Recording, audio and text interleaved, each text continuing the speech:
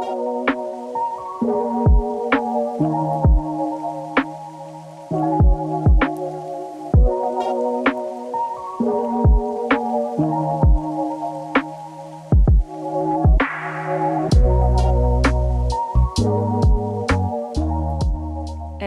the importance that the Reimagining Education Conference wanted to have about butterfly talks is that they're besides being elegant and beautiful, they serve important roles in the ecosystems in pollinating food crops and plants. And so we want to honor, the conference team wanted to honor that the butterfly populations have been decreasing. And so bringing this sacred connector, sacred weaver to as an important part, not a marginalized part, but important part of this conference. So I'd like to share the names of the panelists. The first person is going to be Medha, introducing transformation for higher education pedagogy through spirituality. Hello, Medha. Then Wangũi wa Kamonji, who's presenting Braiding a Basket, a Zine meditation on regenerative beyond capitalist care. Hi, Wangũi. Next is going to be Jodie Evans, introducing Cultivating a Peace Economy. And Seila afterwards, Seila Fernández Arconada, who's presenting EcoSocially Artistic Praxis as Steeds for EcoSocial Renewal. And then afterwards, lastly, it's going to be myself, Vera Franco, presenting after Matriarchy and Patriarchy, Archiarchy. Thank you. So I will give the room first to Medha. Medha, the space is yours.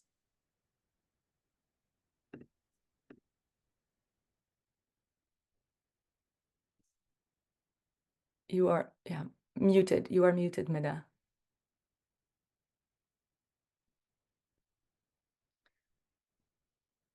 You are muted, so you need to unmute yourself. Okay.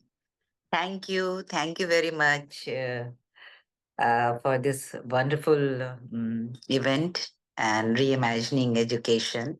And the talk of the name is so beautiful. I was thinking about that name, and you mentioned about the danger of butterflies species. And butterfly is also very significant because it's a symbol of metamorphosis.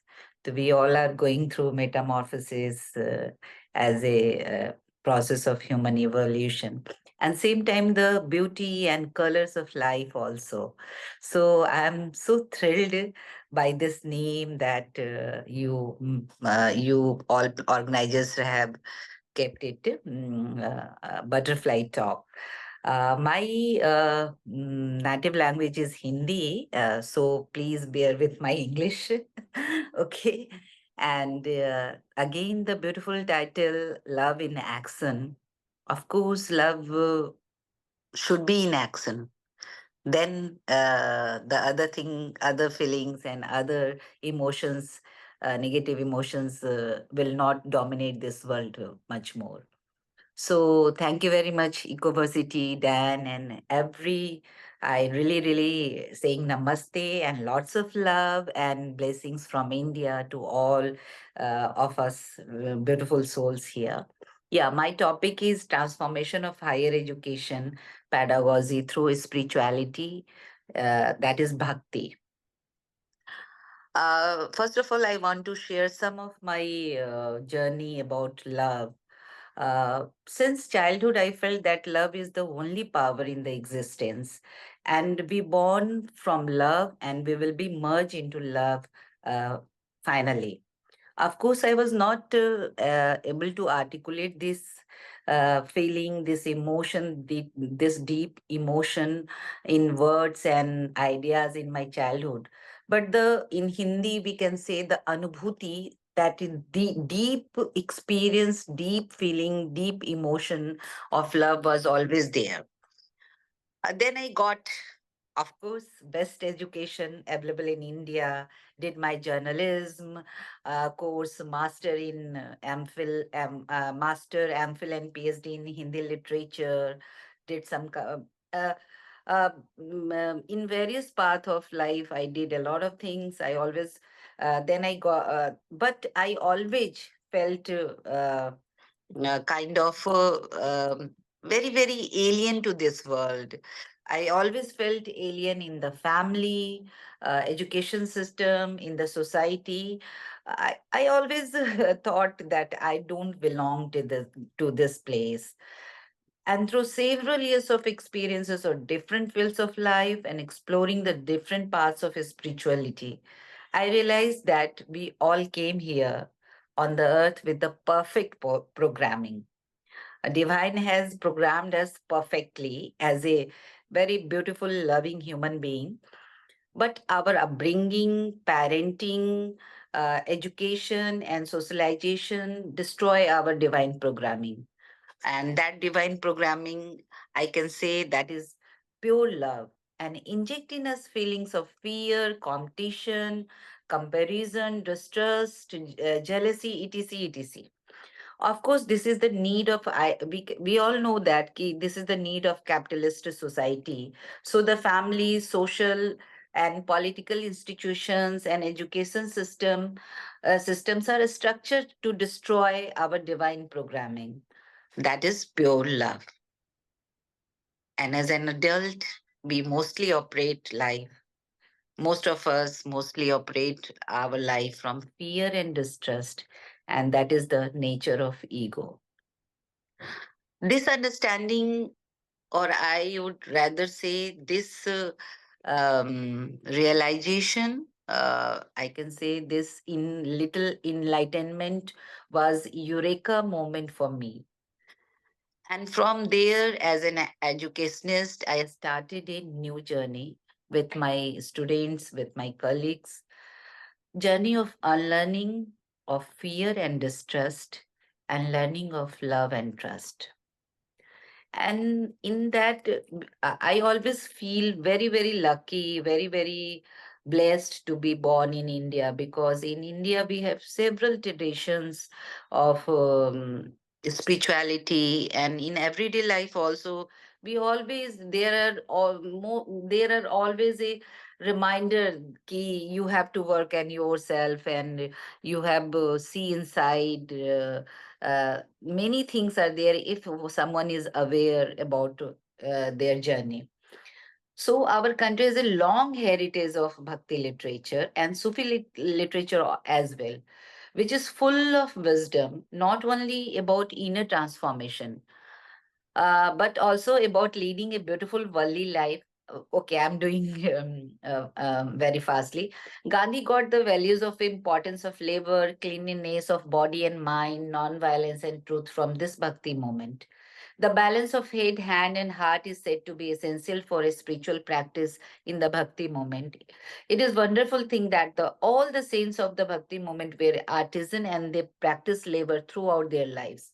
I have started our journey of universal love, compassion with my students through the literature and life stories of these saints. In this beautiful journey of reimagining of higher education, I kept four questions in my mind: learning to be, learning to learn, learning to work together, and learning to live together. UNESCO has also recommended keeping these four questions at the center of education.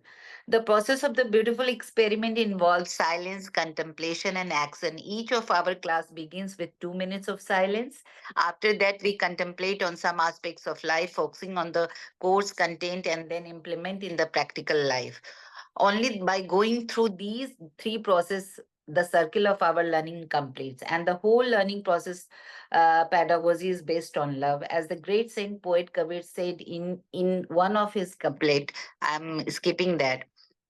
Along with the college, we also converted a corner of our house into a university and named it Bhakti Varsity. Workshop on the literature and lives of women saints were organized Here, women sense poems were translated, they were composed, plays were prepared on their lives. In all that process, what happened, I'm not discussing very much. But as a result, many visible changes were seen in the lives of the students. A student disliked herself and felt there was nothing beautiful and creative about her. And within 6 months, she not only And fell in love with herself and became more confident, but she also became the best actress of our theater team and played the lead role in many plays on women's sense. thank Almost you. all the students developed Medha, understanding of, okay. this Uh, is time. I'll give you a 2-minute warning and a 1-minute warning. Would you say just a couple of sentences for you to please close? okay. Thank you. Okay. Uh, so this is our journey. Not only this, they also learn many skills and inner understanding and life, all that, and Thank you. as well as, okay. I'm So I'm this really is need our to close it. experiment of love. This is our Yes. experiment of love in higher education. Okay. Thank you very much. Thank you, Medha. Thank you. Thank you very much. Wangũi, you're next. I'll give you a 2 minutes warning at the end and 1-minute warning. And Wangũi wa Kamonji is a regeneration practitioner researching, translating indigenous African knowledges into experiential processes. And I'll share her Instagram link. Wangũi, the floor is yours. Sorry, I didn't realize I was still muted. So I have until 25 past. Is that the case? You have now 9 minutes. 9 minutes because we started a little bit. Okay, fine. All right, so let's go. Imagine that care was not the secret we all shared. So at the Cumbre de los Pueblos, the civil society and activist space during the 25th Climate Change Conference of Parties in Madrid, the COP, in 2019, I opened a conversation about the need for care for movement organizers and justice workers, and what challenges our ability to center care in our justice work. The COP is generally a structurally violent space, and in this particular COP, I experienced physical harm from a police officer who kicked me to get me to move during one of our protests. I tracked what mine and comrades' responses were after this, both appreciating the care that came through an Orisha dance class I signed up for, incense, conversation space, but also noticing that our collective capacity in terms of skills, time, energy, and attention were rather low to be able to respond adequately. The next year, of course, 2020 brought COVID and a global movement for Black lives that started in the USA. And both of these brought the conversation on care to the forefront of the global stage. On a personal note, myself, sickness had me step into a caregiver role for parents and other family members. And this led me to pause on work and other personal projects. I invite you to consider, what if we didn't invisibilize the care without which we would not be here? Within this micro and global context, I began to write a series of essays reflecting on different facets of care as I was experiencing them, drawing from the soil of an East African woman's life, alongside seeking out tools and skills in order to care more effectively. In a colonial world that has laid to waste the diversity of life worlds that were interwoven with care, reskilling our care becomes a path of restoring these pluriversal worlds. So the 22 essays that I eventually ended up writing over a span of 4 years go beyond a narrow definition of care as only about feeling good in a one-sided or individualistic way, as promoted by the wellness industrial complex. It steps into the muddy ground, the coyuntura, from which we stand stargazing and constellation making. In the zine, in the essays, I draw links between self and collective care, between care by and for the more than human, care that engages the often difficult to allow emotions such as grief, anger, helplessness, and so on. And these often emerge while we're doing justice work. I reflect on intergenerational care, care with the ancestors. I address the fatigue that has begun to creep in when people hear about care in an essay titled "Care for What? Why Bother?" for example. And with other essays such as Self and Collective Care Fractals, I explore how to ripple out care through spaces touched by fractals of violence and apply an Indigenous African-informed philosophy of regeneration to sense how we might shape our care practices. I reflect on the centrality of care to thriving collaborations and weave dream imagery and spirit-led storytelling to remember and acknowledge that care, as my ancestors spoke to me, runs through the fabric of the universe, upholding all. Suffice it to say, the journey of writing this zine was incredibly healing for me. In addition to essays, the zine braids 3 other strands: images by illustrator Tarini Manchanda, and I'll show a slide show of images in a bit, care principles drawn from these essays, and short care practice invitations that invite us to land the essay meditations in the body, in the heart, in the spirit, and in our relationships, our organizations, our families, and our movements. So where are we at now with the Zine project? Braiding a basket, regenerative beyond capitalist care. We have a prototype format. All the content is ready, and the prototype format kind of looks like this. I'm just going to demonstrate. I will demonstrate perhaps with these two. This is just a 2-fold zine. This is an A4 page, and it has a title page. The essay itself is written in the middle. It could continue here if there was more. And the middle is a pull-out poster that you can hang up, for example. And this can exist in both this size, this folds into an A6, or this that began as an A3 format. This is actually the master zine, and which opens up. No, it's an A3 format. It folds down into an A5 format. And so imagine a deconstructed book, a deck of zine cards like these ones that allow you to pull out one or all of the zine cards as you wish, to read, engage a practice, to rest in the images, to color, to journal, or to activate a collective conversation around care. You could choose to acquire one or some or all of the cards as is accessible, and they are also very incredibly passable on. So at this moment, we have this prototype, we have the content, and we need to find a graphic designer who will support us with layout, and also the funds to pay for that graphic designer to support us with layout and the fast publication run. I would love at this point to just show you some of the images that give you a sense of the zine as it is now, or some of the images. Is this working?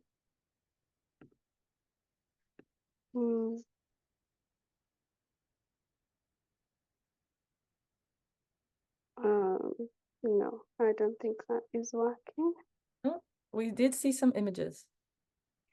Yes, let's see if I can. I needed them to scroll as a slideshow. Okay, I think let's go with this. Let's try this. So these are some of the images. It's also not doing what I needed to do.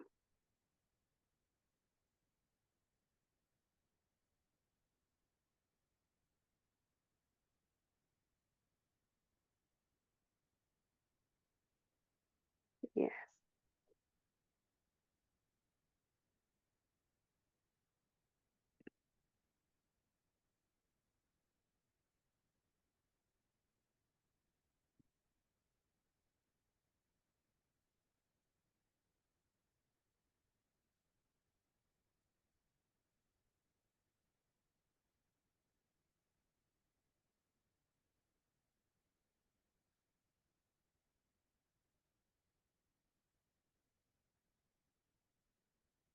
I think that might be it. So I will stop the share. We have 1 minute. And close. in this 1 minute, I'd just love to say that after these years of working on this zine, it has been a labor of love, a labor of care, a whole like journey and process. And where we're at now, would love for this zine to come out into the world, to continue to activate conversations beyond just this being that these conversations have been happening with myself, the more than human who support my life. And to actually invite us all to recenter care, so that care stops being that secret that we all share. I think care is what, as I mentioned, care runs through the whole universe and animates all of our beings. Without care, we would not be here. If we made it to this place, people cared for us, both human and more than human. And so this zine just tries to bring this reality to the front, and to the center of our movements, our justice work, our educational practices, and so on and so forth. And so that's it from me. Thank you, Wangũi. Yay. Okay, well, next we will have Jodie Evans. Jodie Evans is the co-founder of Code Pink and the after-school writing program 826LA. She has worked for peace and needs of the people and planet for half a century, and she's presenting Cultivating a Peace Economy. Jodie, you have about 9 minutes and a half. Thank you very much. Lovely to be with you. And butterflies are also made of imaginal cells. And that is transformation. And when those imaginal cells are creating themselves, they don't know they. Go. Oh, you moved, sorry.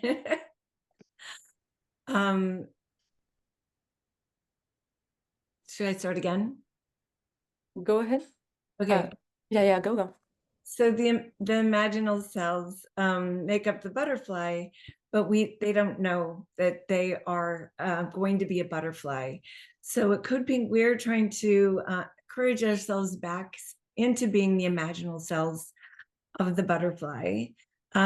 We learn by trying to end war that we would not end war until we end the war economy, the destructive, extractive, oppressive economy killing you, your community, and the planet. But there's a peace economy, the feminist economy, the giving, sharing, caring, thriving, relational, resilient economy without which none of us would be alive. But we're lied to that the war economy is what keeps us alive, but it's what's killing us. And economy means home. So this work is to bring us back to the home sweet home that nourishes all of us. And I wanted to share my screen.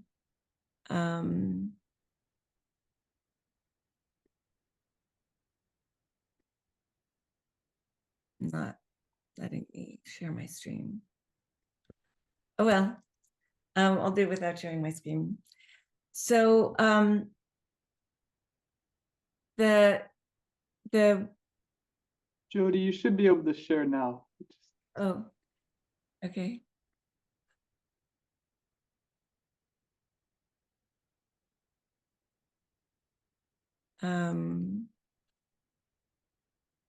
Yeah, it's still not letting me. It's okay. I can do it without. So in the peace economy, we remember, we create, and we cultivate, and we remember the sense of belonging to each other. But in the war economy, to survive, it has taught us, it has forced us into addictions. And those addictions, I wish I could show you. I've pulled out like 23 of them, and they're addiction. Thank you. Finally, can you see those? Yes. Yes. Oh. So it's the piece. Yes. So those addictions are how we learn to survive in the war economy. A space that takes us away from ourselves, that creates individualism instead of self-responsibility. And so the addiction is also like a proxy instead of life. It is not something that nourishes us or creates a fulfillment inside of us. It's something that takes us away from ourselves and creates isolation and that we know right now is one of the great diseases of our time is loneliness. I was just with the Surgeon General of the United States of America, and he said 1 in 3 people is lonely. That is a disease that is killing us. It is also the soil, the fertile soil for fascism. So, you know, I say that the war economy has created a coming tsunami of global inequality, global climate change, fascism, and with coming AI, we will be, if we are not rooted in ourselves, we will be just used by the war economy as we are used by it right now. So I pulled together like 23 ways that we have addiction has been created at us, but we can practice our way out by practicing the tenets of a peace economy. Peace economies have existed for tens of thousands of years. It is the economies of all indigenous communities. And so if we practice the peace economy practices, we will be creating a future that is beautiful, that is nourishing, that is caring. And so, you know, from alienation to connection, from self-directed to community engaged, from competition to interdependence, from transactional to relational. This is one of the biggest ones we live inside of. We have forgotten how to be relational. We don't even recognize how transactional we are. You know, from quantity to quality, from distraction to attention, from productivity to engagement, from us versus them to all of us. And we can see that from us versus them has created a genocide that is hard to even breathe these days as we witness. So from scarcity to abundance, we live on a planet that is generous and abundant. So the space of generosity that we live inside of, the space of the gift that we live inside of just the way the planet gives to us and how a mother gives to a child, that is reality, but we have been lied into another reality that are these addictions that we live out of. So when I say when in distress, practice a peace economy habit. In the practicing of these habits, what comes up is grief. The grief of the realization of the world we have lived inside of, the grief of the realization of what we have given our life to. But we live, as we know, the importance of care. We live inside of a cycle of reconnection that I probably practice 9 times a day, that we move from grief to care, to joy, to celebration. And so in the space of grief, that is a window into love. It is love. It is reconnection. And our cultures don't allow the space of grief, but it is super important to grieve, to care, and then to move into joy and celebration. And these are rituals that should be part of every day. We've also been taken away of the rituals of life. All indigenous cultures understood ritual and the value of it, because it is the remembering of who we are, of alive human beings in relationship to an alive earth. And in these rituals, we become human again. So there are also capacities in the peace economy, like cultivating community, listening, we've forgotten to listen, mapping, where are we? Where are we in where we live? Where are we in ourselves? Where are we in relationship to each other?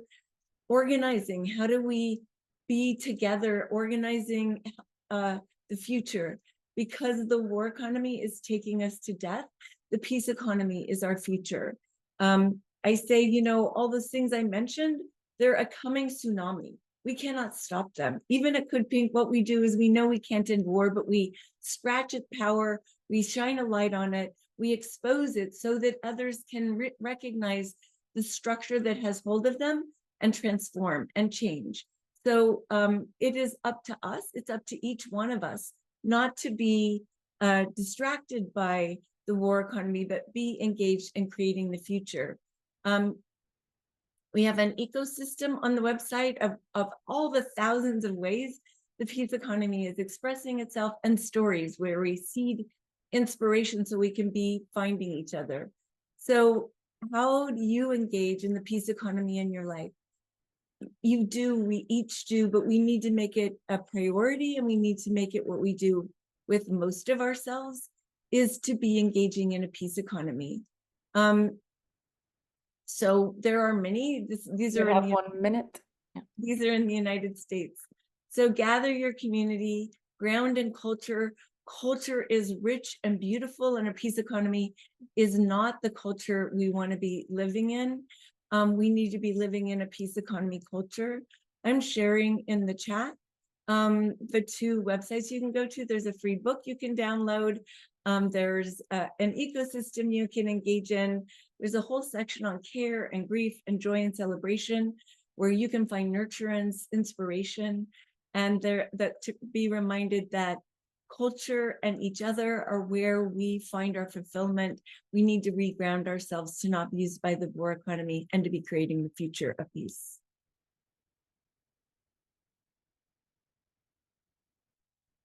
Thank you, Jodie. Now, next we have Seila Fernández Arconada, who's a multidisciplinary artist, researcher, practicing, exploring contemporary eco-social uncertainties. And Selena, the space is yours. You have 9 minutes and 30 seconds.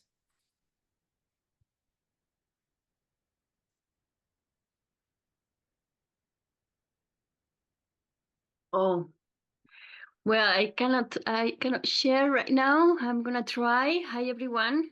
I'm gonna try to see if I can actually like share with you this presentation I prepared for you. Because yeah, it's very engaging in terms of images. And I will try my best to do so. Sorry about that. It seems like it's not sharing. But if I can't, then I will talk over it and you will see afterwards. Sorry. Okay, so I'm gonna try without it. This is something I was not predicting at all, but hi everyone. My name is Seila Fernández Arconada, and I'm an artist researcher who works in different projects related to eco-social crisis. And something that it really is very important for me is the passion to create. And also maybe some of you might not know like what art practices can be various different spaces. They have been historically created to be more, I mean, like in terms of a Western approach, be more in museums, galleries. Social engaged practice happens mostly with people and happens mostly in public space. So in this case, like something that I've been really working upon is being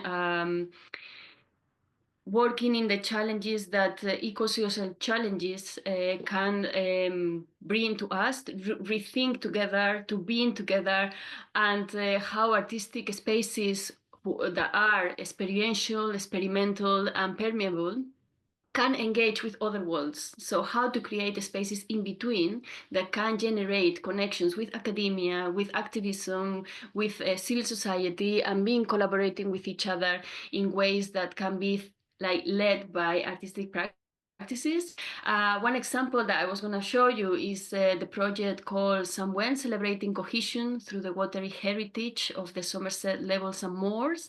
It's a project that happened in the UK, in Somerset Levels, and it's an area of the UK that has been very engaged with this dynamism of water. So from in the winter, it's very normal that this territory is flooded. And in 2014, there was a major flooding happening, and people started to be very scared of water, despite that it's been always connected to water. So together with Sage Bryce and people who were affected by flooding, we were working a lot about these issues through creating together a boat. It's a positive response to being with water and being engaging with water. So this was one of the elements that we encounter, and we work throughout years together with this element of watery territories and how to become more water and how to be more with the territories we experience and we inhabit, as it is the nature of nature is fluid and it changes along in time. So this project is being working in the territory of Somerset Levels, and I wanted to also share another example. And it's hard to show it from this talking only and no images, but I will try again, Seila? Would you try again? Would you try I again, can try. Yeah. I am I'll try do it see for a what. minute. Take a minute from my time for you. Just doesn't allow me for some reason. And if you want Yeah. to send me your slides, I could download them and share them for you, if that would be. You're already late for that, and yeah, it's a shame. But yeah, I cannot do anything with that. I will travel a little bit towards another space, and it is in Spain. I was working together with kids, and these kids were basically very interested in working with the territory where they live. It's a rural school where mostly this is in northern Spain, and also as well, like what happens is that, as you know, climate change is affecting territories in different ways, and in this case, kids were already worried and affected by the visual element that was pretty present for them, which is like the landscape that is green and is normally connected to water in such a way that is very vibrant, and it is called a green because it's northern Spain and it's green and rainy. It was becoming to be yellow and very dry, and this year was particularly very drought, the huge drought in Spain. But yeah, we would work together with plants, imagining the plants in the past. In this territory, there are a lot of caves, prehistorical caves, and also imagining the plants in the future and how we could connect these times differently by creating a ritual together to communicate somehow with all these different elements. So together we explore that in caves there are no drawn plants at all. So basically, it was a way to draw and create drawings of plants that were projected in a prehistorical cave together. So it was a ritual that started from the territory where we were and was presented in the Reina Sofia Museum in Madrid. We were all together going and celebrating this aspect of what we created during these times. Normally, the projects that I've been working on is always time framed in different ways. So in this case, it was a few months together, and other projects that are more based in research can be even longer. And it really is important that there is time to exchange with each other, to learn from each other, and to also like create this space that is evolving together, and by the collaboration generating this not known, something that can happen, that comes, and it can be the result or part of this process.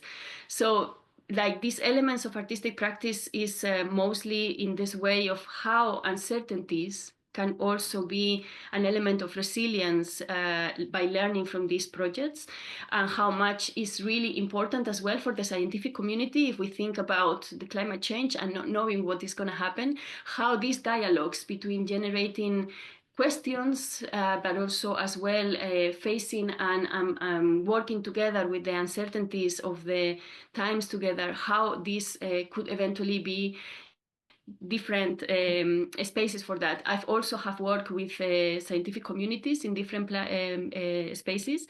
I didn't say that I am original from Spain, but I live now in Germany, and I'm working quite a lot also in different contexts of Central Eastern Europe, particularly right now in the context of Ukraine that has been under invasion for a number of years, and how much also artistic practices can create these spaces for dialogue in a different way to create cohesion and to create bonds with each other, which also are spaces of resistances and spaces of like different networks that can be together, and as well as mentioned before, all these elements of being in a meaningful and a space where the intention creates something new is also as well creating different connections and bonds with each other, and how relevant it is in these times we are experiencing that are more tensions and division in so many levels in any country we are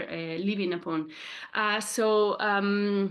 Yeah, also as well, there are different examples that I wanted to show you as well visually, which are training courses that are cohabiting spaces. Normally, there are different spaces where 25 participants come together, we live together, we learn with each other, and we also create with each other during a period of 10 days, 15 days. And this has been also mixing people from different countries in the European Union, but also abroad, because this depends on the funding that exists. But it's been happening regularly more in Germany, in Spain, like in different spaces. And it's also as well for me a form of resistance and creating these unique connections from creating together. So this is also something that I wanted to share from these images as well. I would like to also maybe share these links in the chat, and you can have a look as well to these projects that I meant to show. And I'm so sorry because it really worked in the presentation, and it was really visually engaging, but somehow I think it was just to something not known. And I would like just to share as well, how important, and also if we talk about love, how much I love such spaces and how much I believe that artistic practices as a form of permeable spaces, and also connecting critical thinking, but also creativity together and creation through emotions can also make a change in the times we are living, and also how much is also important for, I was telling myself as well, so how much also can contribute to as seeds for eco-social renewal. So thank you so much for listening, and I'm apologize for not having the presentation for you. Thank you, Seila. Thank you. Now it's turn for myself. My name is Vera Franco. I am a midwife for evolution, and I take people through authentic adulthood initiations. I give myself 9 minutes, and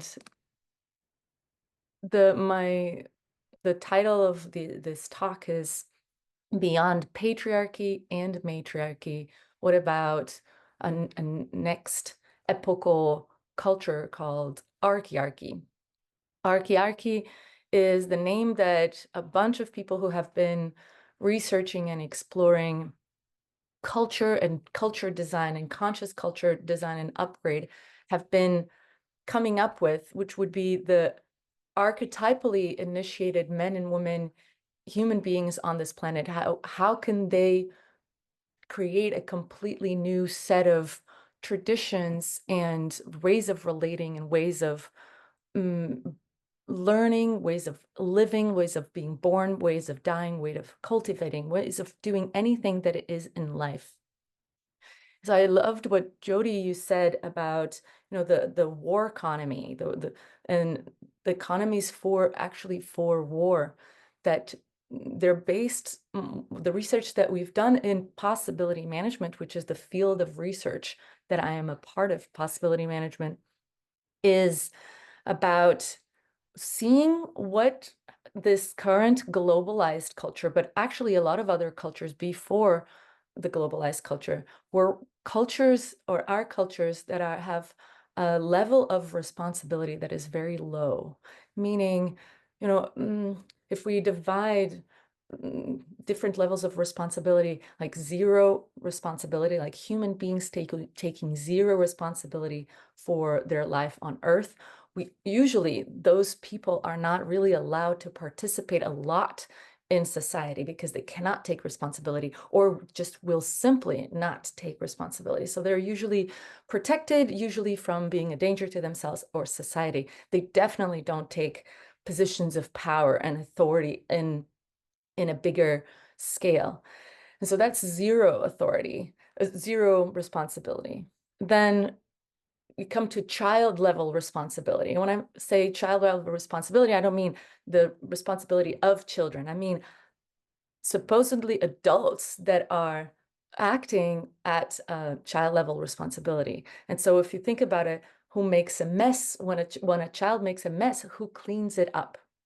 Well, usually it's other people, it's the parents, it's the carers, it's the adults around. But current modernized culture is patriarchy, basically, is making a lot of messes with not a lot of intention of cleaning it up, especially the people and the structures that make those messes. They don't have so much intention of cleaning it up. They're leaving it for other countries to clean it up, other generations to clean it up, you know, from nuclear waste, war, to everything. And then we have teenager level of responsibility, which is taking a bit more responsibility, but it is forced. It is not coming from the natural generosity of the people. It is to look good, to have more followers, or have, you know, this virtual signaling that exists very much not only on social media but also in corporations. Let's do this sustainability policy so that we start looking good, so that our brand looks good, but it does not come from an authentic design for caring, for the policies of care, of real care for the places and people. So that's teenage level of responsibility and child level of responsibility. And then we have adult level of responsibility, which would be, I make a mess, I clean it up. So a company makes a mess, the company is designed to clean it up. Or a group of people makes a mess, makes a big party in their streets, mine something. Well, they're putting things back, not just extracting, but putting things back so that there's a kind of sense of equilibrium. And then there are cultures or people that are operating at higher levels of responsibility. And many of you are actually operating at higher levels of responsibility because you are cleaning messes that you did not create. So NGOs, a lot of activist groups, a lot of organizations are doing this. So these people are taking more responsibility. They're taking unfair level of responsibility because they're taking responsibility for things that are beyond what they created. And then there's this way of relating to responsibility that could be radical level of responsibility, where there's no blame. There is no other person that's going to create that thing that you want, that is possible not just for yourself, but for the whole earth. And it's possible to operate, to live life at a level of responsibility where anything that you want to happen in the world, that you get to be at source. And you can even be, how am I responsible for war not happening in the whole world? And so what I mean to have these questions would mean to create these quests, this life quests that then create movements and create these organizations and create a big epic life paths and collaborations between peoples. And so if we think about all these levels of responsibility, modern culture is at a child and at best teenager. And so there's a necessity of authentically growing up. How do we grow up, most people in this world, to at least adult level responsibility? And it may be even higher, because nowadays we are needing regenerating the earth, not just keep it to equilibrium. And so Archiarchy is it's the name of the culture that is already emerging on this planet, that is about initiating. It's not perfect, it's not idealized, it's not a utopia. It is a culture that is already standing up and already emerging in many different places, and including in how I've heard also Jodie and Wangũi speaking, it's already in the work that you do, this new way of collaborating, this new way of creating that comes from a radical level of responsibility, of taking a stand for something archetypal. And so for those movements to exist, for those projects to exist, the people at hand need to authentically grow up, need to become adults, not just in bodies of adults, but emotional adults. So using their feelings, for example, to navigate their lives and their anger. That means facing anger, facing fear, facing sadness, facing joy, and using them responsibly, using them to create. And it would also mean to organize in circles. And so as we know, like the hierarchical patriarchal structure, what it does, it permits, it allows in its design that there's one person or few people at the top. And who are the people who get to climb the ladder to be at the top? Well, that's people called psychopaths, or people who train themselves to be psychopaths.